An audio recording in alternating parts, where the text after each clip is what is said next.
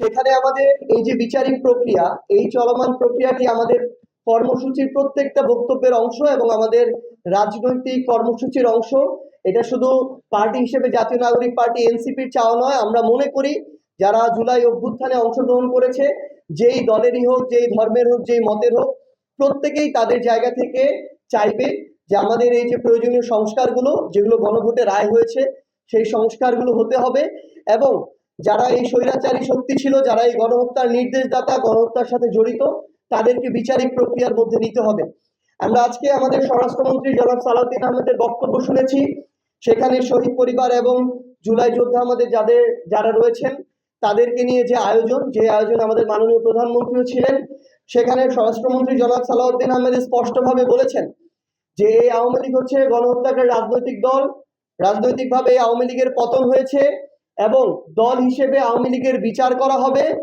আওয়ামী লীগের দাফন হয়েছে দিল্লিতে এবং এই আওয়ামী লীগ বাংলাদেশের রাজনীতিতে আর কোনোদিন ফিরে আসা সম্ভব নয়। আমরা চাই বিএনপির মুখপাত্র হিসেবে জনাব সালাউদ্দিন আহমেদ যেই বক্তব্য দিয়েছেন, এই বক্তব্য, কথা এবং কাজে আমরা যেন এটা বাস্তবায়ন দেখতে পাই। এবং আমরা প্রত্যাশা করি গণঅভ্যুত্থানে অংশগ্রহণকারী রাজনৈতিক দল হিসেবে বিএনপির প্রত্যেকটি নেতাকর্মী তাদের অন্তরে এই চাওয়াটি ধারণ করে। অল্প কিছু আমরা সোশ্যাল মিডিয়ার বিভিন্ন মাধ্যমে আমরা দেখতে পাচ্ছি যে বেশ কিছু মানুষ, যাদের নাম বলে আমরা তাদেরকে ওই গুরুত্বটুকু আরোপ করতে চাই না, তারা জুলাইকে নিয়ে বা এই অভ্যুত্থানকে নিয়ে স্বৈরাচারের পক্ষে, খুনিদের পক্ষে, গণহত্যাকারীদের পক্ষে, যারা 1400 মানুষকে খুনের নেতৃত্ব দিয়েছে, শাপলায় গণহত্যা ঘটিয়েছে, পিলখানায় গণহত্যা একটা ঘটিয়েছে, এই মানুষদের পক্ষে যারা এখনো সাফাই গায়, এটা আমাদের আসলে সামগ্রিক, আমরা যারা জুলাই একসাথে অংশগ্রহণ করেছিলাম, সেটা বিএনপি বলেন, জামায়াত বলেন, এনসিপি বলেন, অন্যান্য রাজনৈতিক দল আছে যারা বলেন, এটা আমাদের সামগ্রিক একটা দায়বদ্ধতা যে আমরা ওই সকল গোপন এবং প্রকাশ্য এই খুনিদের দোষর এবং তাদের সহযোগীদের এখন পর্যন্ত বিচার নিশ্চিত করতে পারিনি। তাদের যদি বিচারের রায় হতো এবং এগুলোর যদি কার্যকারিতা থাকতো, তাহলে আজকে তারা কখনোই গর্ত থেকে মাঝে মাঝে উকি দিয়ে এই কথাগুলো বলার সাহস পেত না।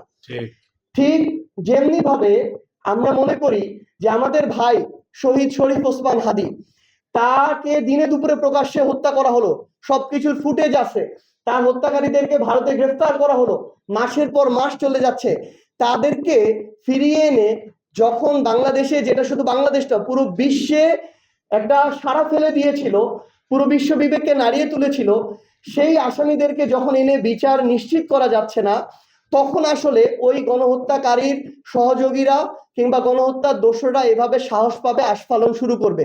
তো এই জন্য বিএনপিকে সরকার হিসেবে দায়িত্ব নিতে হবে যেন অতি দ্রুত আমাদের আন্তর্জাতিক অপরাধ ট্রাইব্যুনালের মাধ্যমে, আমাদের বিচার বিভাগের মাধ্যমে এই বিচারিক প্রক্রিয়াগুলো শেষ হয় এবং রায়ের পরে যেন অতি দ্রুত এগুলো কার্যকারিতা হয়।